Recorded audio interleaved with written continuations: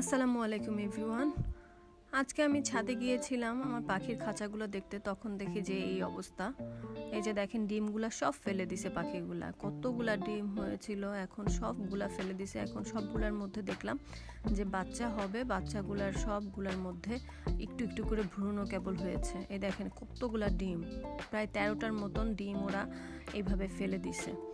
তারপর আমি কিছু কিছু ডিম নিয়ে এখান থেকে যেগুলো ভালো দেখেছি সেগুলো সব ভিতরে দিয়ে দিয়েছি। আমার এটা ছাদেই একটা রুমের মধ্যে করা। এই যে এখানে অনেকগুলো জোড়া আছে, আরও ছিল আগে, সেগুলো সেল করে দিয়েছি কিছু কিছু।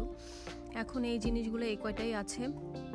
এগুলো মাশাআল্লাহ অনেক ভালো ব্রিডিং, অনেক ভালো বাচ্চা দিচ্ছে, সবগুলোই রানিং পেয়ার।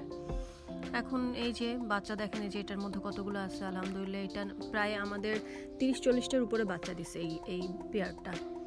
আর এছাড়া এই সাইডে যেগুলো আছে নিচেগুলো ওর বাচ্চা, আর এই সাইডের মিডিলের যেগুলো সেগুলো হচ্ছে গিয়ে অ্যাডাল্ট, সবগুলোই অ্যাডাল্ট রানিং বার্ড, সবগুলোর বাচ্চা হবে।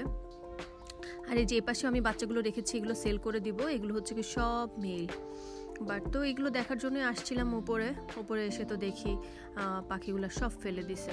এখন সেটাই ঠিক করব, সব কিছু সেটিং করেছি এইভাবে। আগে পুরো ওপেনই ছিল বার্ডটা, মানে পুরো রুমের মধ্যেই ছিল, কিন্তু এখন এই খাঁচার মধ্যে দিয়েছি কারণ ইঁদুরের উৎপাত এত হয়েছে যে ইঁদুরের কারণে সব বাচ্চা আমার খেয়ে ফেলতেছে, যার কারণে এই রুমের মধ্যে এখন এই খাঁচা সিস্টেম করে দিয়েছি।